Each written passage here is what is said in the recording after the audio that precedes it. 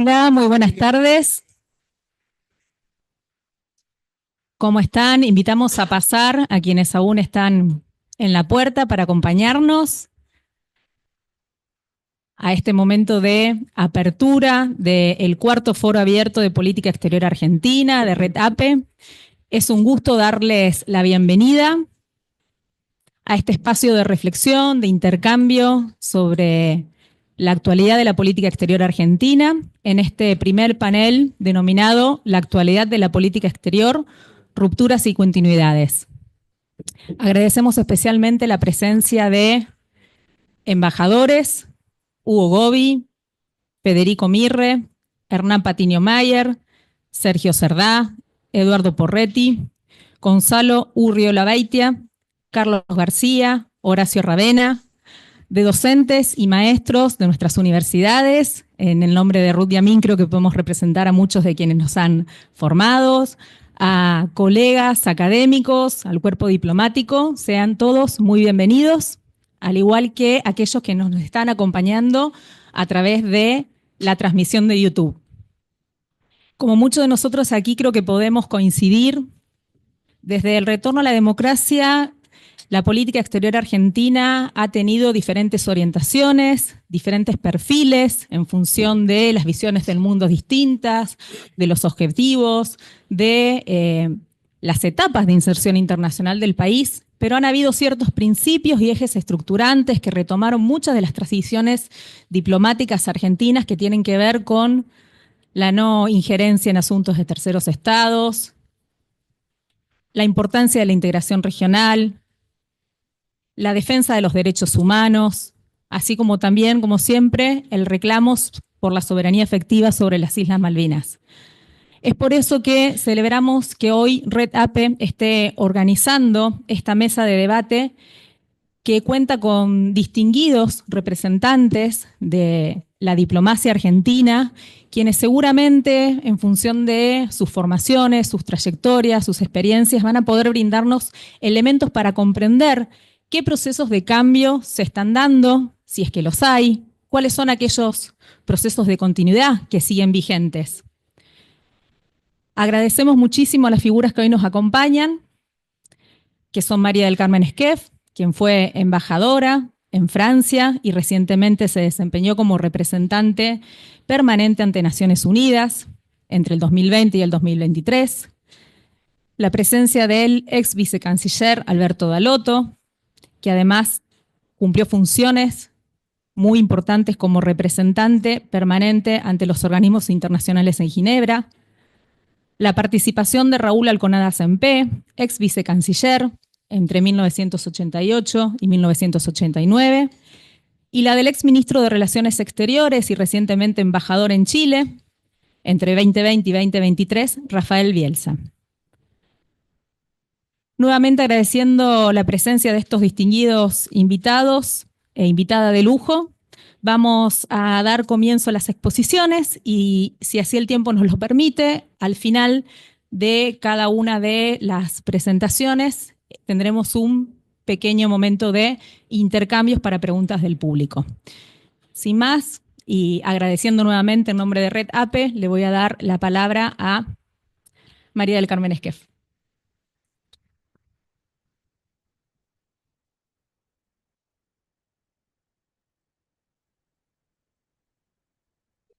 Todas y a todos. En primer lugar, quiero agradecer a Redape por invitarme a participar en esta jornada de hoy. Para mí es un doble desafío.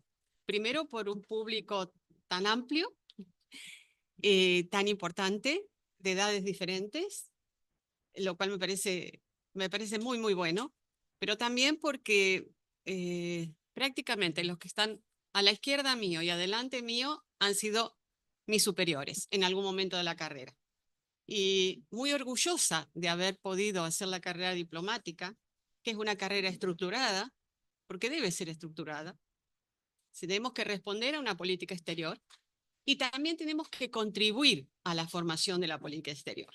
Y yo he tenido la fortuna, en más de 33 años, de poder contribuir a la construcción de una política exterior y también de saber decir sí o cumplir una instrucción cuando la he recibido. Pero el tema de hoy es quiebras y continuidades en la política exterior argentina. Y un poco tomando el tango, diríamos que el corte y una quebrada es un lenguaje típico del tango.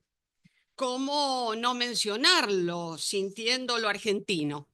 Pero para bailar el tango se necesitan dos. Y cuando se aprende a bailar el tango, los compañeros cambian. No obstante, uno o dos son los que saben, los que enseñan, los que imponen, los que acompañan y se terminan respetando. Son los dueños de la pista, pero los otros, todos, hacen el conjunto. Se unen, se alejan, procuran no salir de la pista. Buscan la armonía y, ¿por qué no?, la belleza y el bienestar del conjunto. El martes 12 de noviembre, antes de ayer, Argentina se quedó sola en la pista. El tablero de votación de la Asamblea General de las Naciones Unidas se repitió y repitió en diarios, portales, WhatsApp. El rojo solitario y negativo de Argentina se divisaba claramente en un mar de verde, afirmativo, en el tablero de las Naciones Unidas. ¿Qué se votaba en la Asamblea General? Se trató de una resolución sobre los derechos de los pueblos indígenas que busca promover la protección de los derechos de las comunidades originarias en cuestiones como la justicia, el medio ambiente y la preservación de sus creencias espirituales, conocimientos ancestrales y lenguas. Argentina fue el único país de las Naciones Unidas en votar en contra. La resolución tuvo 168 votos a favor, entre ellos Estados Unidos, 7 abstenciones, Israel estuvo ausente. Estados Unidos, por ejemplo, ha tenido un largo proceso de valorización de este tema. De partir, este es un tema y esta resolución se trata desde 2007, de partir de no aceptar la resolución y votar en contra, ha ido cambiando y evolucionando hasta votar a favor. En síntesis, Argentina votó en contra de una resolución general impulsada por Bolivia y Ecuador para proteger los derechos indígenas. Cabe agregar que en 2023, el año pasado, Argentina no solamente que apoyó la resolución, sino que la copatrocinó. Hace pocas horas se retiró la delegación argentina de la COP29, la reunión más importante sobre la cuestión climática que se hace anualmente. Yo les quiero decir que yo voy a tratar de ser todo lo posiblemente, todo lo que yo pueda descriptiva, para dejar a estas personalidades a las cuales acompaño, a que puedan hacer juicios de valor probablemente más asertivos que los míos. Yo quiero hacer un poco de memoria para homogeneizar algunas cosas y para dar lugar o dar pie a lo que sigue, que tiene que ver un poco con qué son las Naciones Unidas. Las Naciones Unidas, Argentina ha sido miembro fundador de las Naciones Unidas y ha tenido desde su creación un papel activo en defensa y promoción de la paz y de la seguridad internacional, de los derechos humanos y del desarrollo sostenible.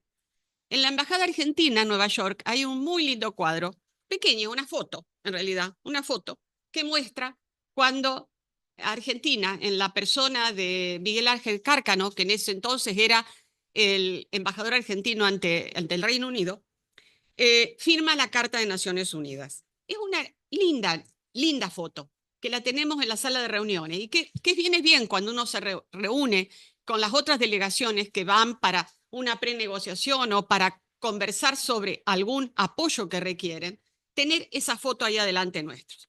En efecto, en ese año 1945, representantes de 50 países, entre ellos Argentina, se reunieron en San Francisco en la Conferencia de las Naciones Unidas sobre Organización Internacional, redactaron la Carta de las Naciones Unidas, la carta fue firmada el 26 de junio del 45 por esos 50 países, y las Naciones Unidas tienen carácter y oficialmente empiezan a actuar el 24 de octubre del año 45. Después la carta ya estaba ratificada por esos 50 países, después ese número se fue ampliando.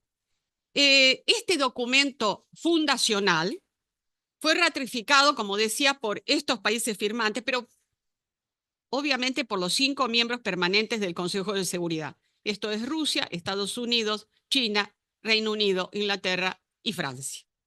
Y marcó ese nacimiento de esta institución que tenía el objetivo de fomentar la amistad entre las naciones, promover el progreso social, mejorar los niveles de vida. Sin lugar a dudas, hubo en Argentina una discusión sobre este tema y más de uno de ustedes la conoce. Yo no me voy a detener en eso, pero lo importante es que nosotros fuimos fundadores y estuvimos desde el primer momento. Por otra parte, las Naciones Unidas están presentes en Argentina desde 1948 y actualmente hay 22 organismos de Naciones Unidas que brindan cooperación técnica a nuestro país. Nuestro país ha tenido siempre un rol muy activo en temas como el desarrollo, el cambio climático, la ayuda humanitaria y los derechos humanos, género y diversidades, los adultos mayores y otros tantos más. Tuve el honor de representar a nuestro país en el sistema multilateral en 2 oportunidades. Ante las agencias de Roma, o el polo llamado el polo alimentario, esto es la FAO, la Organización para la Alimentación y la Agricultura, la FAO, ¿no es cierto?, el Fondo Internacional de Desarrollo Agrícola y el Programa Mundial de Alimentos. Recientemente, como decía muy bien Carla, tuve el honor de representar ante Naciones Unidas y nos tocó un periodo álgido, porque realmente acá sería bueno preguntarle a alguno de los que estuvieron en Naciones Unidas si alguna vez no hubo un periodo que no fuese álgido. Pero, ¿qué nos pasó? Nos pasó que tuvimos la pandemia y muy pronto luego de la pandemia las 2 guerras, ¿no es cierto? La invasión de Rusia a Ucrania y la tragedia que fue el ataque de Hamas a Israel el 7 de octubre del año pasado.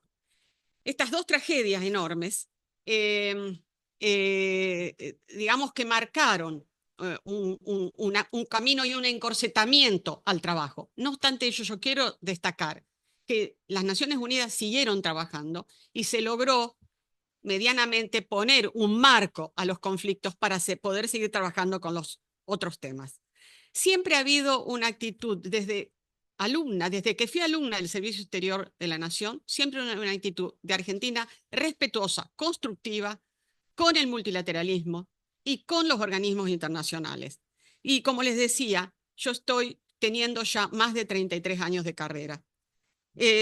Cuando estuve en Roma, me tocó presidir el Comité de Seguridad Alimentaria Mundial en el año 2008, plena crisis del precio de los alimentos. Sin embargo, logramos, por lo que Argentina representaba y significaba en ese tema, logramos armar un comité de seguridad alimentaria en donde se incluyó con participación a la sociedad civil. Y entonces, tanto la sociedad civil campesina, nombre que acá sería diferente en Argentina, pero no en la mayoría de los países agrícolas dependientes absolutos de lo que producen para poder alimentarse, y también el sector privado. Estas aperturas del 2008, en plena crisis del precio de los alimentos, también han significado un nombre para nuestro país y una manifestación de cómo Argentina visualiza algunas cuestiones en donde la participación es importante y las voces diferentes son posibles de escuchar, de entender y de tratar de acordar. Ahora, poner en consideración el multilateralismo hoy me parece imprescindible. Estamos viviendo uno de los reacomodamientos más importantes desde el 45. Es decir, desde las fines de la Guerra Fría. Los desafíos se sienten, son muchos, en este mundo de pospandemia, de cambio climático y de inteligencia artificial. Inteligencia artificial. Son todas cosas que han llegado para quedarse. Ninguna se va a ir, al contrario. Entiendo que no es atacando al multilateralismo como vamos a construir un mundo mejor. Por el contrario, necesitamos más multilateralismo y más participación para procurar salir de la situación de guerras, hambrunas, catástrofes climáticas, que dejan al descubierto las debilidades en la reacción de los estados y por ende también en las organizaciones multilaterales. Porque en definitiva, ¿qué son las organizaciones? Las organizaciones las componemos los estados. Cuando nos quejamos de las organizaciones, tenemos que tener presente que los responsables de lo que pasa en la organización, en gran parte y en definitiva, son los estados, que son los que van construyendo posiciones. La burocracia de Naciones Unidas, en definitiva, cambia de rumbo de acuerdo a cómo un estado se posiciona frente a determinadas cuestiones. Como dijo el Papa San Francisco, nadie se salva solo, pero podemos agregar a eso que es muy complejo navegar en solitario en el sistema multilateral. Los que hemos estado en Naciones Unidas o los que hemos estado en cualquier otro organismo internacional, chico o grande, sabemos que navegar en solitario es muy difícil, es imposible que alguna de las cuestiones que nos interesen, salvo que lo que se quiera hacer es un efecto de demostración, mostramos qué queremos hacer, es decir, realmente vamos a poder lograr poco. Bueno, me están apurando con el horario, pero voy a tratar de decir algunas cuestiones.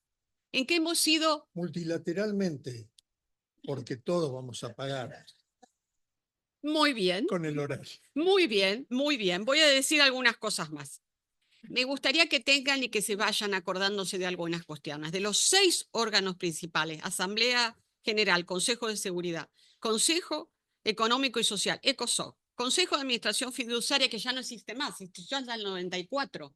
En el 45 había más de 80 países en situación de dependencia y 11 fideicomisos. Hoy eso prácticamente no existe. Hoy tenemos 17 cuestiones todavía de soberanía en lo que es el Comité de Descolonización. Ese Comité de Descolonización, mes de junio, ténganlo presente porque estamos en noviembre del año anterior, ese mes de junio nosotros nos jugamos la vida por una resolución. Una resolución que dice que las partes en un conflicto vital para nosotros, sin lugar a dudas, con los altos y bajos, los claros y oscuros según las administraciones, a los diplomáticos se nos va la vida por tratar de conseguir esa resolución, porque esa resolución invita a las partes a sentarse a la mesa de negociaciones, que es el único instrumento que Argentina, desde la democracia del 83 en adelante, cree válido y lo creyó también antes de la guerra del 82. Entonces, atención con esto, porque en Naciones Unidas, como también en la vida, gran parte es un toma y daca. Es un acordar entre las partes, es estar dispuesto a dar para poder recibir. Y nosotros hemos tenido hasta ahora la posibilidad de adoptar la resolución de Malvinas en el Comité de Descolonización por consenso. No hemos tenido que ir a votación. Esa sería la primera pérdida que Argentina tendría si estamos forzando esta situación. Pero les quiero decir que en los países que están en el Consejo de Descolonización está Bolivia, está Cuba, está Siria, que es el relator permanente del Comité de Descolonización. Están una serie de países a los cuales Argentina a veces considera de diferente manera y que son unos aliados indispensables cuando realmente los necesitamos. Nicaragua, por ejemplo, nos apoya en Malvinas y nosotros hemos sido en Ginebra el otro gran órgano, o donde están otra serie de órganos importantes del sistema, hemos sido muy claros con Nicaragua y el tema de derechos humanos. No le hemos perdonado el tema de la violación a los derechos humanos en Nicaragua al país en las resoluciones que se han adoptado en Ginebra. Sin embargo, nosotros seguimos recibiendo el apoyo por la causa Malvinas. No sé si me queda más tiempo, pero sí lo que quiero decir es que también nos tenemos que preparar para algo. Argentina ha sido 9 veces miembro del no permanente del Consejo de Seguridad. Órgano importante si los hay, porque los 5 permanentes tienen derecho a veto. De esas 9 veces que hemos sido miembros permanentes, la última fue entre los años 2013 y 2014. Y vamos a volver a hacerlo a finales de esta década, en 2030 y 2031. Es una gran responsabilidad estar en ese grupo selecto, 5 permanentes, 10 no permanentes, y los 10 no permanentes están únicamente por 2 años. La paz y la guerra. Ustedes me dirán, pero bueno, ahora las resoluciones de Ucrania no pasaban por el Consejo porque Rusia se oponía. Iban a la Asamblea. Hemos trabajado fuertemente durante muchos años en el proceso de reforma del Consejo de Seguridad. las negociaciones intergubernamentales para reformar el esquema de manejo del Consejo de Seguridad son muy importantes y muy interesantes. ¿Qué quiere Argentina? Argentina es parte de un grupo que se llama Unidos para el Consenso, que lidera Italia, en el cual no está Brasil, porque Brasil tiene interés de ser un miembro pleno del Consejo de Seguridad, es decir, uno de los 5 miembros permanentes. ¿Qué es lo que queremos? Nosotros queremos un mejor tratamiento, una ampliación de los miembros no permanentes y una reconsideración del derecho de veto. Yo les dejo esto y me quedo aquí para poder dar lugar a mis compañeros y mis colegas que no se enojen, pero quiero decir que el multilateralismo y poder trabajar en la esfera multilateral es realmente apasionante. A veces uno se pone un poco ansioso porque las instrucciones no llegan, pero lo que sí le quiero decir que Argentina ha tenido siempre una avenida por la cual ha transitado.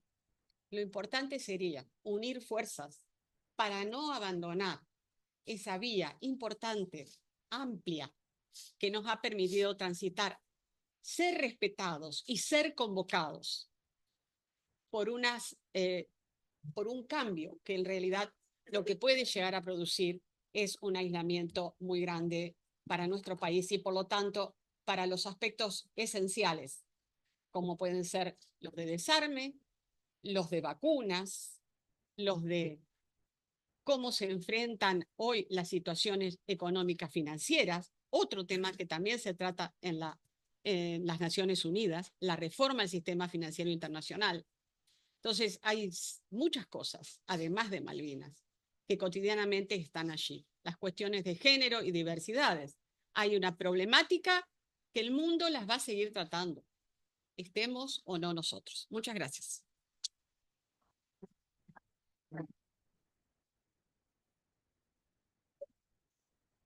Bueno, muchísimas gracias, embajadora. Antes de pasarle la palabra a Alberto Dalotto, vamos a agradecer la presencia de quien fuera canciller, Felipe Solá, como así también de representantes docentes de nuestra academia que han llegado, como Juan Gabriel Tocatlián y Bernabé Lamara Calza. Muchas gracias por acompañarlos y, bueno, les cedo la palabra.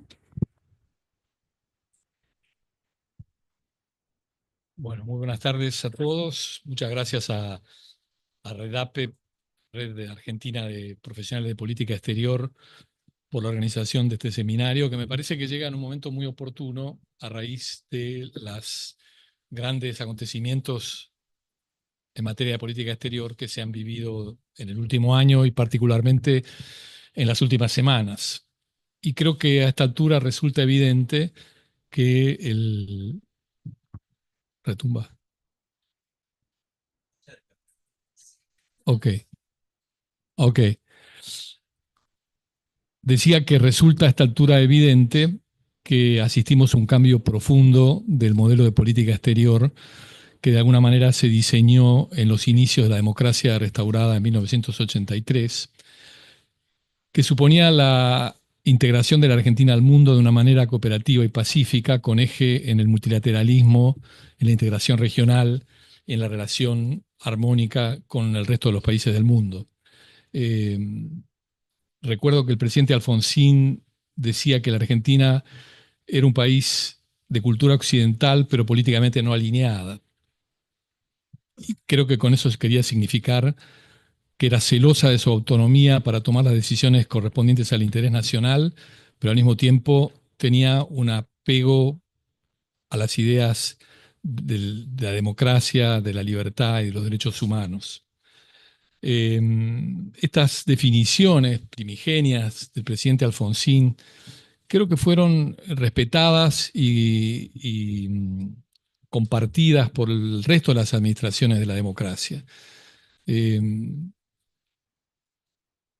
La idea del multilateralismo suponía la de fortalecer el poder de la Argentina para poder hacer avanzar ciertas cuestiones esenciales como la cuestión Malvinas, pero también algunos asuntos compartidos de interés general de la comunidad internacional y que son de interés de nuestro país, como la paz y la seguridad, la no proliferación, el medio ambiente, los derechos humanos, el desarrollo, mejorando nuestra posición de poder, diseñando y gestando alianzas múltiples que nos llevaran a poder hacer avanzar estos objetivos. También relaciones con todos los países del mundo, con independencia de los sistemas políticos y sin caprichos ideológicos en el enfoque de nuestra relación para lograr apertura de mercado y para lograr distintas formas de cooperación. Y también era fundamental la integración regional. Digamos, estas tres cuestiones, la integración regional, el multilateralismo, las relaciones sobre la base de la diversidad, a nadie se le ocurrió en todos estos años en los que hubo, por supuesto, muchas diferencias entre los distintos gobiernos, hubieron matices, pero no existió un cuestionamiento de estos tres ejes esenciales. Ahora, estos ejes se encuentran lisa y llanamente abandonados en la actualidad. La realidad es que respecto de las relaciones con los países limítrofes y con la integración y las iniciativas de integración regional, el presidente Milei, en un año casi de gobierno, no ha visitado ningún país de la región, salvo Brasil, para asistir a una reunión de políticos de ultraderecha, o El Salvador, para visitar al presidente Bukele, de cuya política de seguridad se declara admirador. Con respecto a las Naciones Unidas, bueno, lo ha hablado la embajadora Esquef, desde el podio de la Asamblea General se ha dedicado a denostar a esta institución, diciendo que intenta imponer un gobierno mundial con una agenda socialista. Y finalmente, con relación a las relaciones bilaterales, bueno, hemos escuchado los insultos del presidente Milei al presidente de Colombia, al presidente de México, al presidente de Brasil, al presidente chino, al presidente del gobierno español. Se alegará que estos ataques fueron provocados, pero cualquiera sea la verdad, digamos, existen procedimientos diplomáticos frente a un ataque, frente a un agravio, y no la respuesta por un insulto que no corresponde a ninguna acción, digamos, civilizada, ahora que hablan de que han creado una Secretaría de Civilización. También nos hemos alineado en los dos grandes conflictos que tiene la humanidad en la actualidad. En el caso de Medio Oriente, desatendiendo la posición tradicional argentina de la solución del conflicto sobre la base de dos estados. Y en el caso del conflicto de Ucrania, sin perjuicio de que la Argentina lo había condenado oportunamente, la invasión rusa a Ucrania, se ha tomado partido de manera decidida, digamos, integrándose a la OTAN, solicitando integrarse como socio global de la OTAN o en el grupo de contacto de Ucrania, lo que supone incorporarnos a un conflicto extrarregional y que afecta sin duda nuestra seguridad. Pero no me quiero extender para dejarle el espacio a mis colegas del panel. Quería enfocarme particularmente en una cuestión que creo que expresa claramente cómo se ha distorsionado y se han abandonado políticas de Estado que se venían gestando desde hace 40 años. Me voy a enfocar, así como Marilita lo hizo con las Naciones Unidas, con la política exterior argentina en materia de derechos humanos. En este sentido, desde el febrero del 84, fecha en la que el canciller Caputo en la Comisión de Derechos Humanos de Naciones Unidas dijo que la Argentina dejaba atrás la larga noche dictatorial y que adhería desde ahora a los principios universales en materia de derechos humanos, en todos los gobiernos, en el gobierno del presidente Alfonsín, en el que se ratificaron numerosos tratados de derechos humanos, se tomaron iniciativas en materia de la Convención, por ejemplo, de Derechos del Niño, donde hubo una iniciativa sobre derechos de identidad a instancia de las abuelas de Plaza de Mayo. En el gobierno del presidente Menem se aprobó el Tratado sobre la Corte Penal Internacional y se favorecieron en el marco de la OEA la solución amistosa de distintos conflictos que derivó en legislación nacional que reconoció el derecho a la reparación a los detenidos sin causa o la derogación del delito de calumnias e injurias. Luego, en las presidencias de Néstor y Cristina Kirchner, en el caso de la presidencia de Néstor Kirchner, se aprobó por iniciativa de la República Argentina la Convención Internacional para la protección de todas las personas contra las desapariciones forzadas. Esa fue una iniciativa nuestra, conjuntamente con Francia y con Japón, que logró su aprobación y que hoy se incorpora a todo el entramado de instrumentos jurídicos internacionales en materia de derechos humanos. En general, en la presidencia de Cristina Kirchner también hubieron numerosas iniciativas en el plano de los derechos humanos, en materia de lucha contra la violencia por la orientación sexual, en la campaña universal contra la abolición de la pena de muerte, respecto a los adultos mayores, de los derechos humanos de las personas con discapacidad. Es decir, una serie de iniciativas que se tomaron y que hoy, en el contexto en el que estamos viviendo, empiezan a abandonarse, contrariando los compromisos internacionales que se adquirieron y tomando además iniciativas extrañas, ¿no? En el marco de la OEA, por ejemplo, oponiéndose a la incorporación de párrafos sobre la violencia contra la mujer, sobre la política de respeto a la diversidad sexual, o en el caso de Naciones Unidas, la Comisión de la Condición Jurídica y Social de la Mujer, en la que la Argentina, conjuntamente con otros países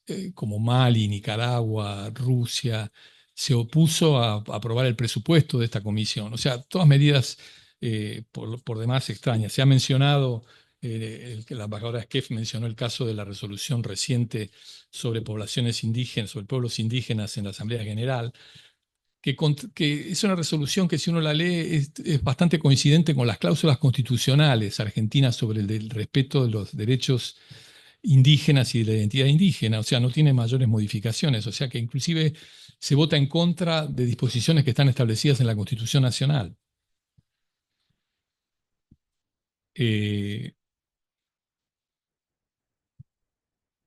Ha habido además declaraciones de las autoridades, tanto el presidente como la vicepresidenta, relativizando el terrorismo de Estado, cuando la Argentina había logrado un amplio prestigio internacional por los juicios que se produjeron a las juntas y por su firme adhesión a todas las normas internacionales en materia de derechos humanos. O sea que se trata de un abandono lamentable que tiende a aislarnos y a alejarnos de aquellos países que adhieren a principios democráticos y de derechos humanos, que son fundamentalmente los países latinoamericanos democráticos y los países occidentales, en particular la Unión Europea.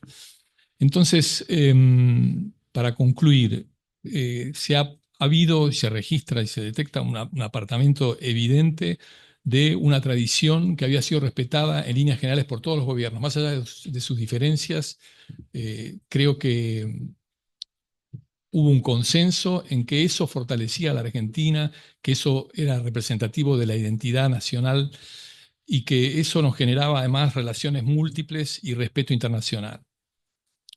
Por eso creo que un presidente tiene derecho a hacer la política exterior que crea conveniente. Lo que no puede hacer es contrariar la Constitución Nacional, abandonar los compromisos internacionales contraídos y poner en peligro las relaciones exteriores con los países, porque se trata de un patrimonio que no es exclusivo ni una prerrogativa exclusiva del presidente, sino que es un patrimonio de toda la nación. Concluyo diciendo que, además de todas estas cuestiones que francamente producen desolación y desconcierto, hay una campaña macartista y de persecución ideológica a los funcionarios que no opinan como se dice que no compartan las llamadas ideas de la libertad. Aquí se produce el secuestro de una idea noble como la idea de la libertad, y en realidad se está diciendo simplemente que todo el que no comparta lo que piensa el gobierno tiene que dar un paso al costado o irse. Creo que es importante que se respete la profesionalidad de los diplomáticos, que se escuchen sus opiniones y luego el poder político tomará la decisión que corresponda. Pero no cabe ninguna duda que solo en el debate, solo en la atención a las palabras y a las opiniones de profesionales es que se pueden tomar las decisiones que serán las que decidan los presidentes, pero digamos la garantía de su corrección, la garantía de su acierto está en escuchar todas las opiniones. Por eso me resulta completamente lamentable y creo que este seminario tiene la virtud de nuclear a personas de distintas opiniones, de distintas tradiciones políticas, de distintos aspectos y formas de encarar su gestión, pero creo que es importante que exista una coordinación y una unidad para enfrentar este retroceso lamentable al que nos enfrentamos desde que asumió este presidente. Muchas gracias.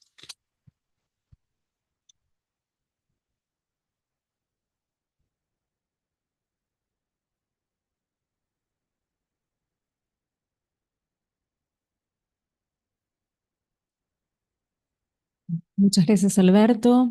Vamos a brindarle la palabra ahora a Raúl Alconada Sempé.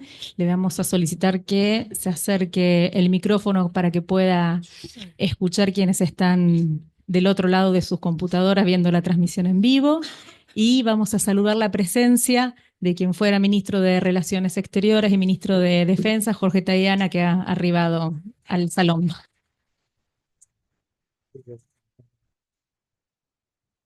Y también la presencia del ex vicecanciller Pedro Villagra Delgado, que no sé por dónde está, pero...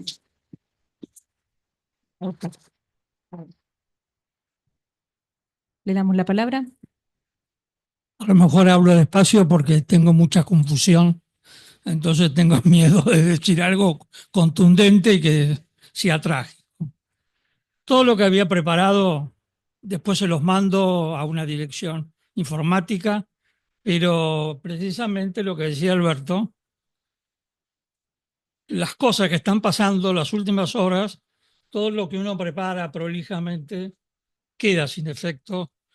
Además, María del Carmen y Alberto hicieron ya una parte técnica en todo lo que había habido continuidad.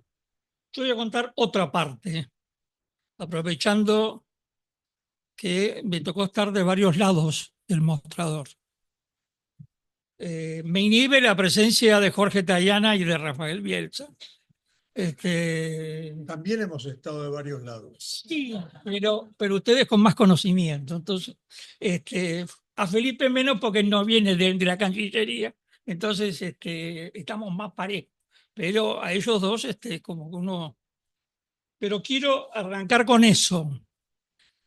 Directamente arranco con el acto que Carlos Menem organizó en La Rioja en noviembre del año 84 para apoyar el sí en la consulta que se hacía sobre el canal de Beagle. Y otro partido hizo el acto, lo acompañó a Caputo y lo hicieron juntos. Esa es una Argentina que a veces nos olvidamos que llegó a existir. Y tan extraño fue que la consulta, menos mal que la hicimos, porque votó el 70 y pico %, el 80% sacó el sí, cuando el radicalismo nunca pasaba el 40%, el 35%. Es decir, tuvimos exactamente igual que el 30 de octubre del año 83, millones de votos del peronismo que acompañaban esto, y nos permitió ganar por un voto en el Senado. Un voto. Y además hubo un radical que también nos votó en contra, así que veníamos mal. Complicados.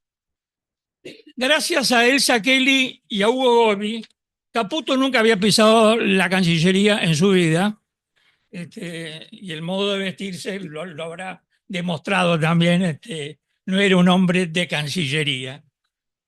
Pero gracias a Hugo Gobi y a Elsa Kelly los pudimos conocer a los diplomáticos de carrera. Muchos que están acá. Pongo el acento en Pedro Villagra, porque es el que más paciencia nos tuvo. Le mostrábamos papeles espantosos y guardaba un respetuoso silencio. Si acordó, yo después te explico, pero por ahora no lo mostremos esto. Pero pudimos conocer un cuerpo diplomático de excelencia. Para los que veníamos de afuera en el 83, el cuerpo diplomático de carrera era el cuerpo que había tenido Videla, Macera y la dictadura militar. Tan simple como eso. Arrancábamos con 5 o 6 en el equipo Lucio García del Solar nos llamó la banda de los cuatro, Jorge Sábato, Jorge Romero, Caputo y yo, éramos The Gang of Four. Y teníamos miedo de abrirnos, y Elsa y Hugo Gómez nos enseñaron a abrirnos. Nos costó empezar a conocerlos, empezar a respetarlos, a escucharlos, y también logramos algo que también fue muy difícil, que ellos creyeran que nosotros los íbamos a escuchar sin represalia, que tenían libertad de opinar de acuerdo con sus ideas y sus pensamientos. La decisión iba a ser nuestra, ninguna duda, pero ellos podían discutir, pero insistían bastante. Me acuerdo de Filter, de Bobby García Moritán, insistían. Y lo bien que hicieron. Y eso está vigente hoy. No hay censura para el cuerpo diplomático. Es de excelencia. Es lo mismo que en las Fuerzas Armadas. A un oficial subalterno se lo escucha. A un suboficial se lo escucha. Cuando se toma la orden y la decisión, se terminó el debate. Pero antes de tomar la decisión, siempre es bueno escuchar a la persona que se ha dedicado a eso, 15, 20, 30, 40 años. No, canciller, eso ya se probó 10 veces y las 10 veces salieron mal. Bueno, es un buen argumento, es un argumento de pecho. Después tuvimos otra cosa que hoy día se ve todo raro y se ve todo, pero degradado. Alfonsín tuvo la alegría y lo festejó cuando el Tuco Paz y Tayana Padre aceptaron ser embajadores de él. No le estábamos pidiendo nada a cambio y ellos no pedían nada a cambio. Vinieron a ayudar a la democracia argentina.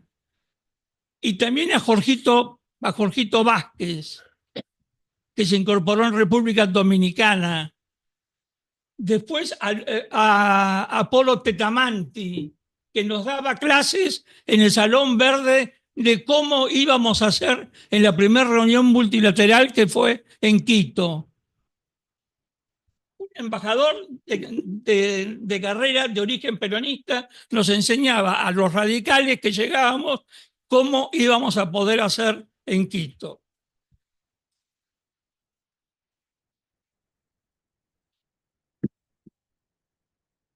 Un dibujo nada más. Un día Guido Titela, estábamos en Washington, el senador Kennedy le organiza una cena en homenaje a Raúl Alfonsín, en su casa. Entonces estábamos para ir a la casa de Edward Kennedy. Me llama Guido Titela y me dice: gordo, ya sé que no somos un país en serio, pero ¿qué te parece si actuamos como si fuéramos en serio? ¿Qué proponer? Los paso a buscar con mi mujer y llegamos los cuatro juntos a la casa de Kennedy. Eso que es una estupidez para una diplomacia como la norteamericana, para dirigentes políticos finos como puede haber sido Edward Kennedy, ver que el expresidente de un partido político llega acompañado por el embajador del otro gobierno que lo ha sucedido. Y eso era natural. Veníamos de una dictadura militar, los más jóvenes, me alegro que se hayan salvado de eso, pero nos había marcado a fuego, nos había marcado mucho. No es una teoría, no es nada, fue algo como un día Rafael escribió en un artículo en un diario, con nombre y apellidos son esos dolores que todavía nos quedan. Hubo varias sucesiones en el 99, en el 15, en el 19, en el 25, y para no romper el ritmo que tenemos, ojalá que también dentro de 3 años tengamos otra transición democrática a otro partido político. Eso sin nombre ni nada, simplemente otro. cuando nos fue mal en la reunión de Ginebra con Malvinas, Caputo, ¿a dónde fue? A pedir respaldo, a la Cámara de Diputados. Y los diputados le dieron el respaldo, el diputado de todas las bancadas políticas. Nos había salido mal esa conversación por la intransigencia británica. Y no nos sacaban la lengua, no, nada, apoyaban, ayudaban. Me acuerdo de Ubaldini en la Cancillería apoyándonos cuando las maniobras británicas en el sur en el año 88. Es decir, era otro momento, otro tiempo. El famoso Tratado de Paz y Amistad con Chile, Menem después fue y lo siguió, y arreglamos el tema judicial de Laguna del Desierto, pero después arreglamos los hielos continentales y lo arreglamos con una línea famosa poligonal, que un personaje afiliado radical de Puerto Argentino, ¿cómo se llama el lugar nuestro? Calafate, viene a verme a la casa, que era la casa de Kirchner y la señora, la residencia del gobernador, que nos la prestaron al senador Melgarejo y a mí para ir a ver el tema de los hielos continentales. Y ese señor de la calle, un simple afiliado del Partido Radical, me dice: mire, doctor, está todo bien, si ustedes quieren firmar, pero ¿sabe qué es lo que pasa? Si usted está abajo en el lago, el horizonte suyo no le permite ver que este pedazo de ladera sigue subiendo. Entonces, si a mí me colocan en esta ladera la bandera argentina, la bandera chilena, me duele.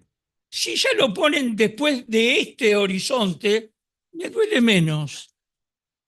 Se lo explico a Guido Antitela, y Guido me dice: es así, Raulito, es así, Guido. No puede ser, es así. Se lo explicamos al canciller chileno, y que era así, y se hizo un protocolo adicional. Es decir, todos estábamos para ayudar, todos. Y cuando se firmó en la Casa Rosada el Tratado de los Hielos Continentales, estuvimos todos. Entonces, todos estos temas son demasiado técnicos. Siempre tuvimos el apoyo de los legisladores del peronismo y del socialismo cuando se trató de fastidiarle la vejez a estos viejos líderes oxidados, como dice la canción de Ismael Serrano, y haberle jorobado hasta el último día de la vida. A Pinochet y a Stroessner me encanta. Es una de las cosas que más me han divertido en la vida.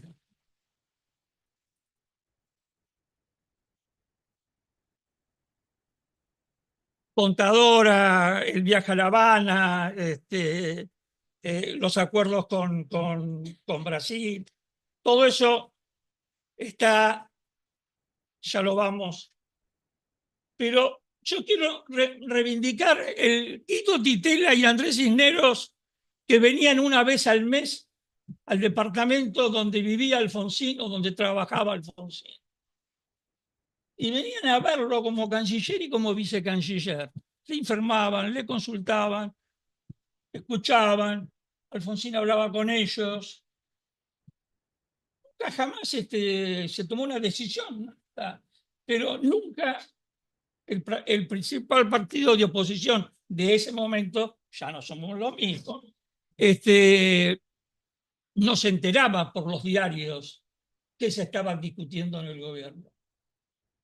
Y eso vale muchísimo, que no tengamos que estar adivinando por lo que dijo el periodista tal, qué es lo que puede pasar.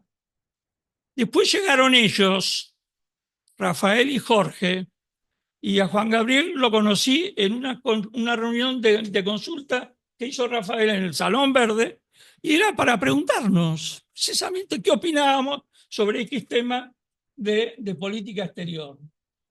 Y opinábamos todos. Y opinaba sin ningún temor. Opinaba en ejercicio de esa libertad que habíamos ganado los argentinos. La libertad la ganamos todos el 30 de octubre. Salvo algún nabo despistado que debe haber andado leyendo cosas raras por otros países, pero las caritas que yo veo de esa época, estuvimos todos juntos. Y la alegría cuando nos veíamos con algunos después de algún tiempo largo.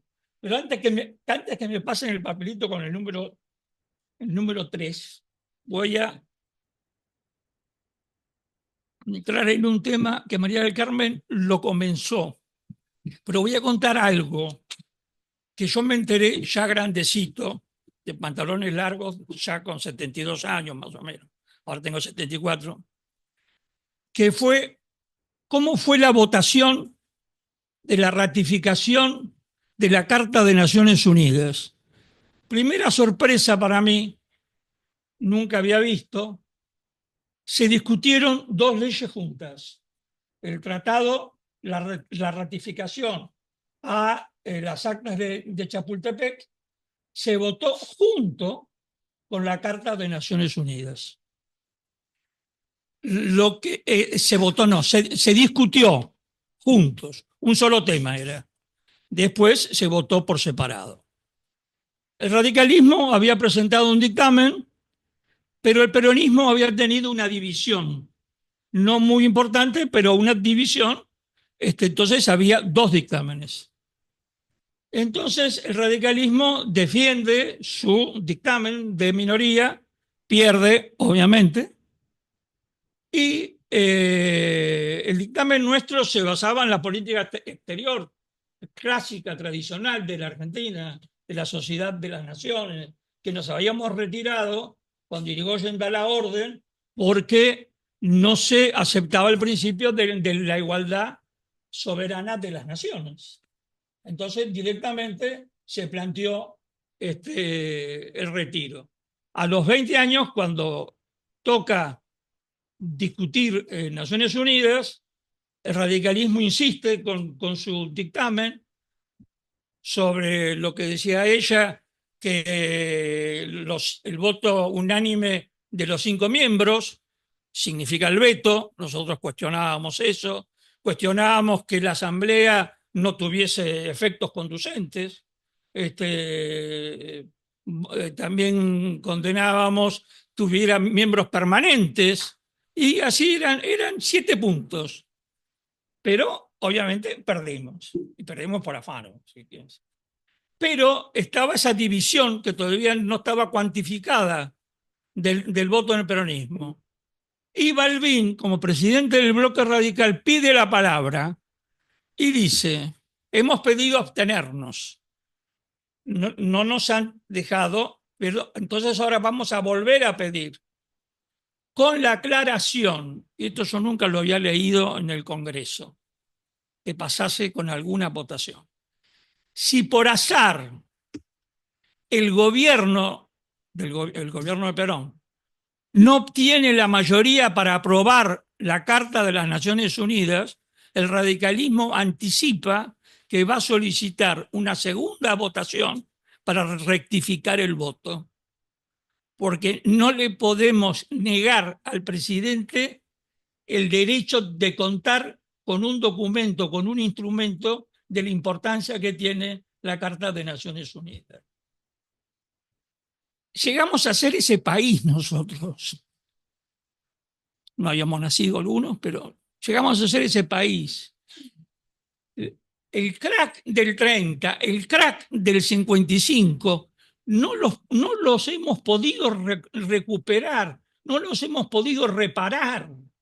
Seguimos allá atrás en el tiempo, abrazados al rencor. Pero es incomprensible después de lo que nos ha pasado vivir. Pregúntale a Jorge cómo pasó sus vacaciones allá en Rawson, en Trelew. La cantidad de libros que le traían por semana para que él eligiera autores, todo. o Rafael, por lo menos aprendía canciones italianas, Rafael. Entonces, cuando uno escucha todas estas cosas, el otro día Rafael escribió un artículo en el diario muy bueno que decía que las ideas había que pensarlas, que pesarlas, medirlas. Y yo simplemente lo que uno espera de cualquiera que está en el gobierno, pero especialmente de las figuras más importantes, no es que sean Juan Bautista Alberdi, ni ni Domingo Faustino Sarmiento. ¡Qué derrape! ¡Qué derrape! ¡Qué derrape! Estuvimos entrenando ayer. Sí. Sino que simplemente se acuerde de lo que le enseñó la maestra de primer grado inferior. Educación. Qué fácil lo que uno le pide.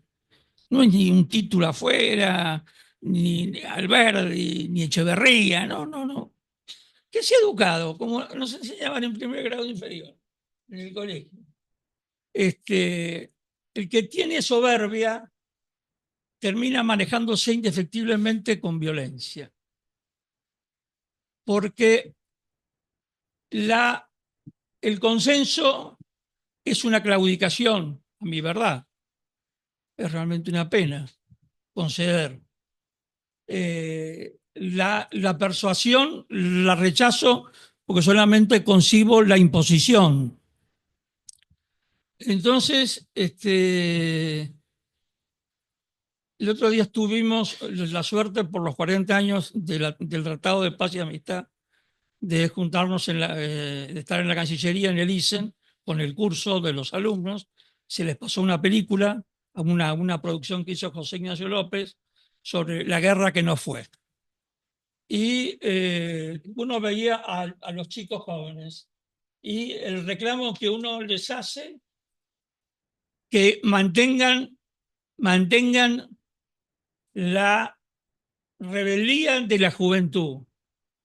Nosotros somos viejos, somos amigos entre nosotros, tenemos solidaridad entre nosotros, pero es un problema nuestro.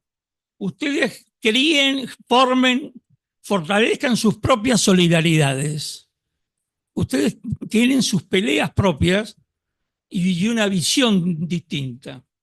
Y para terminar, y que estuvo en Francia, Camus, ¿cómo es que se pronuncia? Camus tenía un personaje en La Peste que dijo una frase que Belisario Betancourt nos la dijo en Colombia, en el primer discurso de una comida oficial que nos tocó ir. Debutamos con Belisario Betancourt.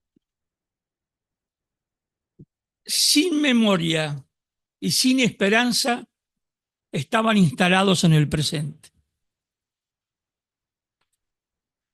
de la peste.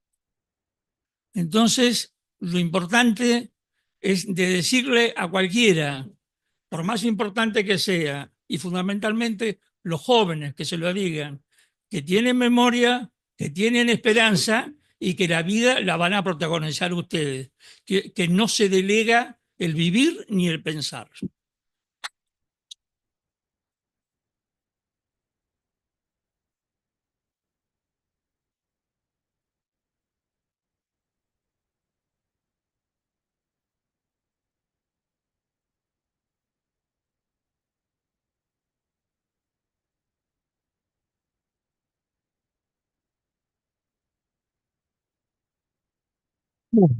Dos breves mensajes. Como la vida sigue, quiero aclararle a la embajadora que los 3 minutos no son idea mía. No se acosa porque uno sigue viviendo. Y lo segundo que quiero decir es que de la hermosa intervención de Raúl Alconada, bueno, yo no soy un optimista, Así que no me tengo que hacer cargo de todas las cosas hermosas que él dijo, mucho menos me hago cargo de la Argentina del 45, de la del 55, no tengo nada que ver con eso. Pero sí me hago cargo de otra frase que dijiste que fue la peor, la más dolorosa. Hayan pasado 10, 20, 30 o 40 años. Bueno, hace 20 años atrás yo tenía 50, que para un gran escritor, un escritor que yo disfruto mucho, Jorge Asís, es la edad del poder. Entonces, ¿qué era para mí a los 50 años, con el poder de ser canciller, la política exterior?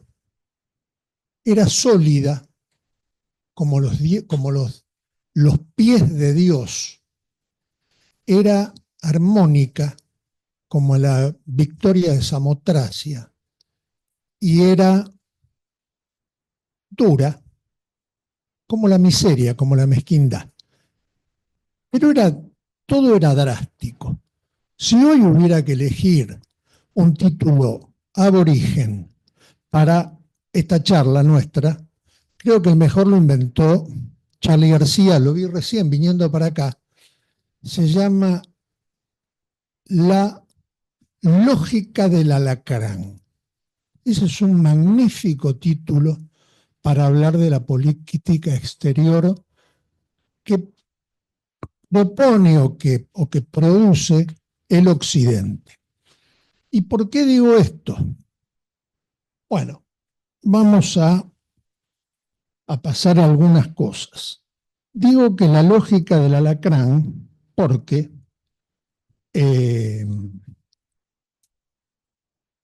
buscando algunas frases interesantes de alguna gente que nos importó mucho, encontré una que dice: nos enfrentamos a una división geopolítica profunda y a una economía global que se está fragmentando en bloque.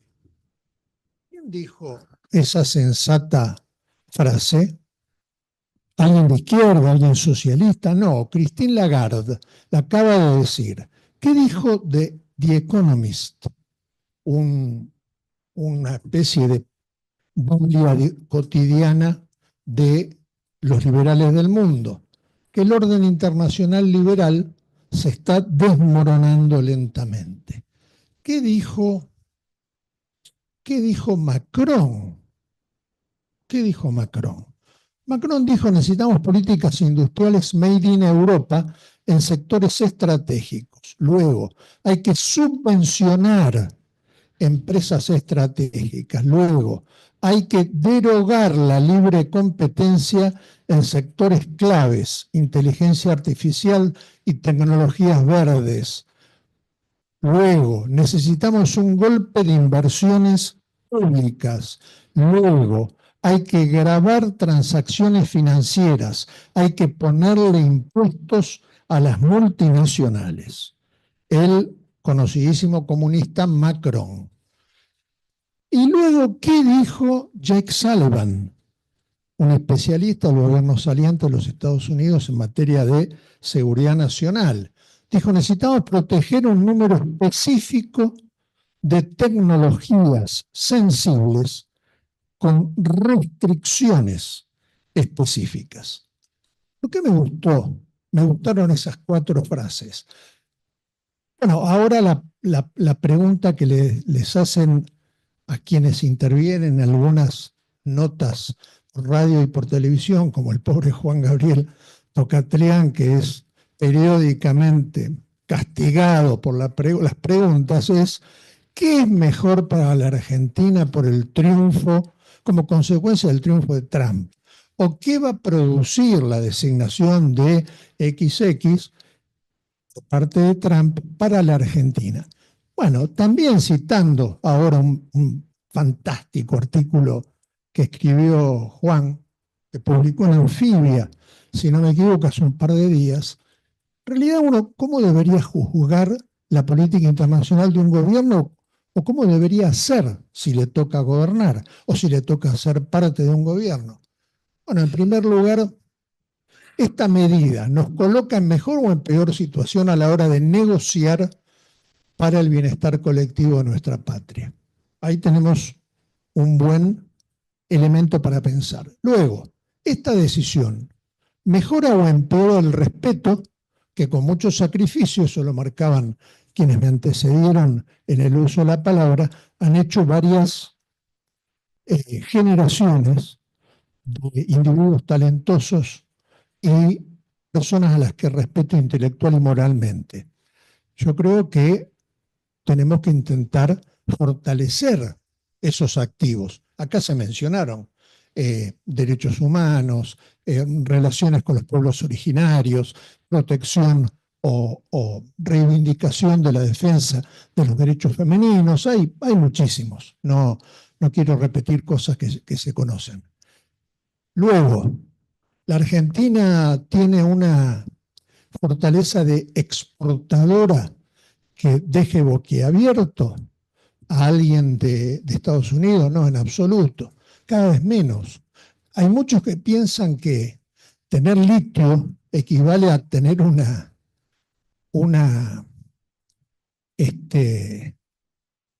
riqueza importantísima. Bueno, es mejor tenerlo que no tenerlo, eso desde ya.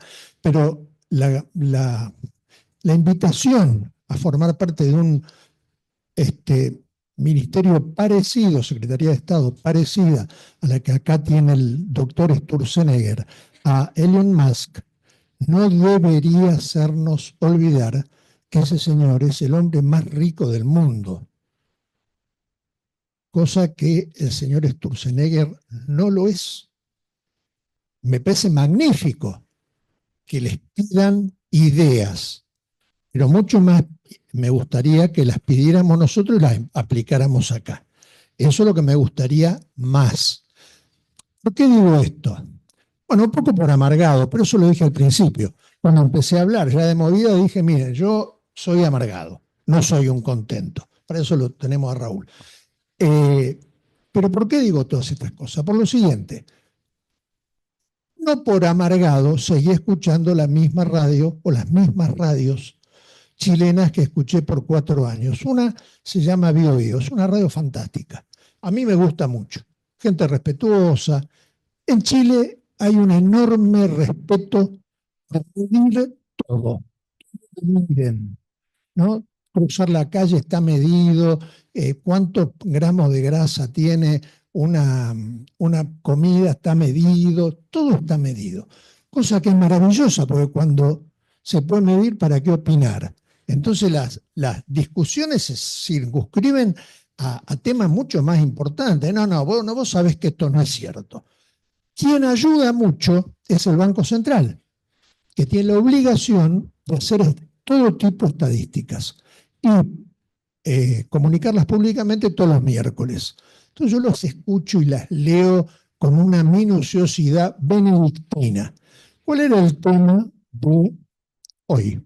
Tema de hoy, digo bien. Bueno, resulta que Chile, al año siguiente que empezó la peste camisiana que nos tocó, el COVID, sufrió ese año, vamos a poner el 2020, ese año sufrió una fuerte huida del capital a la inversión en otros lados, en otras empresas. Todo chileno que se quiera llevar el dinero no es que la saca, que se va en un Fiat 600 hasta Uruguay. No. Dice, soy fulano de tal, la llevo a tal lugar y la aplico para tal industria que produce esta utilidad, que paga impuestos, etcétera, etcétera. Muy bien. 8.000 millones de dólares se fueron 2020. 2021 cayó mucho. 2022 cayó más. Y este año, lo que va del año, subió a 4.000 millones de dólares, que es la suma, es la mitad de la más alta, pero la suma del 22 más el 23. Entonces, toda la opinión pública en Chile está opinando sobre esto. ¿Por qué los chilenos no invierten como deben en Chile? ¿Y a dónde invirtieron mucho? Malgré nous, diría Camus. En Brasil. En Brasil. Entonces la pregunta es, ¿Por qué la gente invierte en otro lado? Por la cuestión tributaria. No es el problema que hay en Chile. Como todos saben, porque acá nos encargamos de hablar loas de la economía chilena 24/24. Segundo, es la seguridad jurídica. No es el problema de Chile. Chile es un país institucionalmente sólido. Sólido. Tercero, los problemas políticos. Miren, la izquierda, que nosotros llamaríamos la izquierda innombrable, ¿no? Lo más rojo de lo rojo, lo que es prácticamente inconcebible, comparte el gobierno actual con el presidente Boric. Y en el mismo Congreso de la Nación hablan con gente de otro partido y discuten todos los temas, tanto en la Cámara de Diputados como en la Cámara de Senadores, y todos los temas son tratados con una seriedad que es conmovedora, pero igual la plata se va afuera. Entonces, ¿qué pasa? Es la lógica del escorpión. Es Charly García. ¿Por qué la plata se va afuera? Y me parece que tenemos que pensar en otros términos. Me parece que tenemos que pensar en términos mucho más de coexistencia, de aceptación de lo que es bueno y lo que es malo para las grandes mayorías, que repetir tonterías. Yo estoy un poco harto de repetir tonterías, ¿no? Porque la señorita Lagarde, y querámosla un poco, enamoremos no de la señorita Lagarde, no, si ella se enamoraba solita de nuestro pensamiento, y hoy lo dice como si fuera de ella. No le fue mal en la vida, a esa compañera Lagarde, le va bastante bien. Bueno, ahí la tienen. Señor Sullivan, cuando nos mandaba acá a esta generala, ¿cómo se llamaba Jorge? Richardson nos hacía pelo y barba, lo que tienen que hacer ustedes, saquen a patada a los chinos, acá lo que hay que hacer en realidad es, y el Atlántico y los bienes del Atlántico y la Pampa Azul, nos decía lo que teníamos que hacer, ¿no es cierto? Y yo he pensado, siempre he pensado, nadie le dice, señora, le tenemos mucho respeto, nos encanta que esté acá, usted sabe que esta noche puede venir a cenar a casa, a comer bien. Ahora, ¿por qué no nos dice un poco qué hacemos con los pobres? Con los chicos que no tienen para comer, con los que viven en la calle en esta patria. En esta patria nos tendría que avergonzar a quienes hemos hecho política que tengamos que hablar de estas cosas, y nos tendría que avergonzar repetir las tonterías que nos dicen los de afuera, que nosotros repetimos como si fueran santamente nuestras. Entonces me parece que es un tema de estudiar, de saber, de ser humildes, de que nos duele el dolor de los demás. Hoy, lo digo con dolor, no quiero hacer un case study con lo que voy a decir. Hoy fue ratificada la condena de la ex vicepresidenta y expresidenta Cristina Fernández de Kirchner. No voy a opinar jurídicamente. Lo que digo es que si soy un medio de comunicación, soy un poco más discreto en cuanto a mi propia alegría. Nunca es una alegría que alguien sufra ese indecoro colectivo. Puede estar bien, puede estar regular, puede estar mal, podemos hablar de eso. Lo que no podemos es celebrarlo como si fuese un carnaval. Esas son las cosas de las que me parece que debemos hablar y no hablamos. Todos sabemos, quien lo sabe más, quien lo sabe menos, que en la infancia se resuelve nuestro futuro. Nuestra juventud, nuestra segunda juventud, nuestra primera vejez, se resuelve en la infancia. Si fuimos felices en la infancia, difícil que hagamos las cosas mal. Y si padecimos en la infancia, es muy fácil que hagamos las cosas mal. Bueno, hay muchos que están padeciendo en la infancia y son argentinos. Y yo no quiero que mis hijos padezcan cosas por las que todos hemos sufrido. Entonces, cerrando otra vez con la lógica del bicho este que no puede con su naturaleza, del alacrán, quizás sea la hora de pensar un poco nuestra naturaleza colectiva. Uno de los maestros del actual presidente, de Castro, un español, dice que la democracia le da la posibilidad de hablar a demasiada gente y que el Estado transforma esto en algo que además hay que pagarlo. Por lo tanto, Estado y democracia son socialistas y por lo tanto no deben existir. Esto está en un video, Huerta de Castro, está en un video en YouTube. Lo puede ver cualquiera como lo vi yo. Y este señor, presidente, creo, de la Conferencia Mariana de Economistas de vieneses, es el ídolo de quien hoy tiene la titularidad del Poder Ejecutivo. Como decía Serrat, no se puede hacer buen vino de sopa enana. Muchas gracias.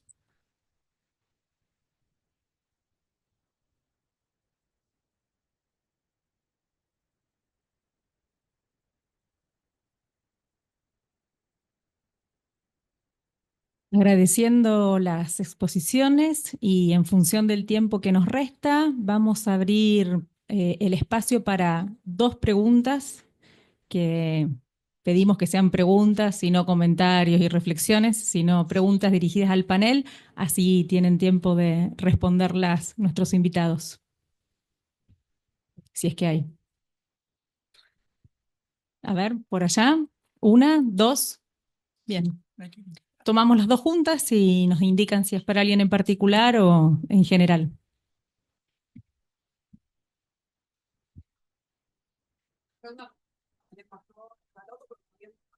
Teniendo cancilleres, señor, nos escucharlo, considerando que la Argentina está en materia de política exterior intentando ingresar a la OCDE, pero también hay otro retroceso en Agenda 2030, cuestiones de género, ¿cómo esos posicionamientos frente a la hoja de ruta, frente a los lineamientos que la Argentina debería seguir para poder ingresar a OCDE, ¿no? Bien, perfecto. ¿Y por allá en el medio que había una mano? Sí, ahí.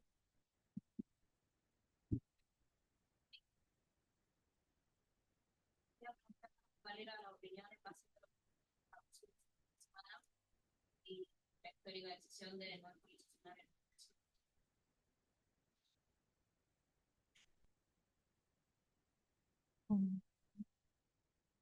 El Parla Sur, el debate de quienes empezaron sesiones en el Congreso. ¿Qué opinión tiene? Sobre el ingreso a la OCDE, si quiere alguno hacer una respuesta. A ver, yo le haría una inversión al ordenamiento temporal de la pregunta en estos términos. Ustedes habrán leído, como leí yo, que uno de los primeros pedidos, por lo menos públicos, del actual presidente al actual embajador en Naciones Unidas es la firma de un TLC con los Estados Unidos. Hasta donde yo entiendo, para firmar un TLC, según la creación de Mercosur y según una decisión conjunta de los miembros, un TLC no se puede firmar bilateralmente, sino que tiene una serie de requisitos que están predeterminados. Otra cosa es un acuerdo, una ACE, que se podría, pero no es lo mismo. Bueno, respecto de OCDE, responde exactamente a la misma irregularidad en el análisis de los problemas. Yo digo, me parece que en este momento tenemos 50 temas que son igualmente preocupantes que los de la OCDE, que habría que analizarlos en el mismo contexto. Si le vamos a hacer caso a la titularidad del Ejecutivo de Estados Unidos desde el mes de enero del año que viene, y podremos obtener algunas actitudes coherentes con ella en la renegociación, en la negociación para entrar en la OCDE. Y si no, no. Yo nunca me voy a olvidar que cuando llegué a Chile todavía había la ilusión que tenía el expresidente Piñera, pobre, de entrar en la OCDE. Era una lógica. Había una lógica del mercado, había una lógica empresaria, había una lógica respecto a las exportaciones, había una serie de amistades, de alianzas de carácter personal que se iban a imponer. Yo no sé cuáles van a ser. Entonces, para qué dar afirmaciones de carácter personal cuando hay tantas preguntas previas a la opinión personal respecto de ello? Parece que ahí lo dejaría y le pasaría al querido amigo. El proceso de ingreso a la OCDE es un proceso muy largo, lleva más o menos unos 5 años, y tiene una serie de complejidades. Eh, pero no hay duda de que los países miembros de la OCDE no creen que la Agenda 2030 y el Pacto sobre el Futuro sea un mecanismo para oprimir a los pueblos por medio de una agenda socialista. Por lo cual, presumo que si se mantienen este tipo de definiciones, la Argentina va a tener, si su decisión es realmente la de entrar, va a tener serias dificultades para lograrlo. Porque los países que promueven la Agenda 2030, además son países que integran la OCDE, entre otras cosas, son los principales impulsores. O sea que presumo que es una circunstancia en la que se verán francamente complicados. Con relación al Parlasur, sinceramente no sabía que no habían podido sesionar, que no pudieron sesionar en el...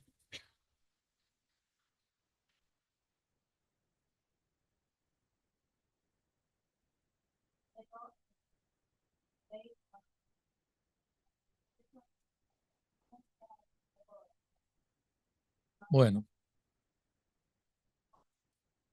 sí, yo creo que lo del Parlasur eh, eh, forma parte también de la falta de respeto a las instituciones existentes. El Parlasur es una institución existente, se vota en las elecciones y, digamos, más allá de ciertas limitaciones que ha tenido históricamente para su funcionamiento, es una institución que debe ser respetada. Pero creo que el presidente y autoridades se manifestaron por su desaparición, por su abolición liseyana. O sea que Pero pagaba, que eso lo pagara el Mercosur o lo pagara directamente el propio Parlamento.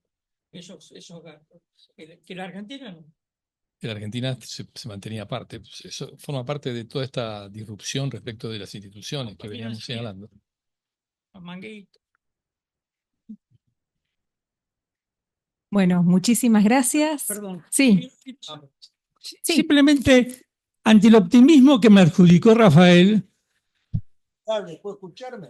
porque tengo la obligación judeo-cristiana de ser optimista, de estar siempre con una mano. Ahora, también con la angustia que me da mi propio partido, por eso que cuando a lo mejor nombré a Juan Domingo, andás a ver las cosas que me andan por la cabeza, le estaba contando a Rafael que me puse a leer San Agustín. Porque como me lleva al año 350, 400, no hay ningún radical de linterna ahí. Entonces está bárbaro y estoy genial. Es decir, ¿cómo estaré del bocho nada más?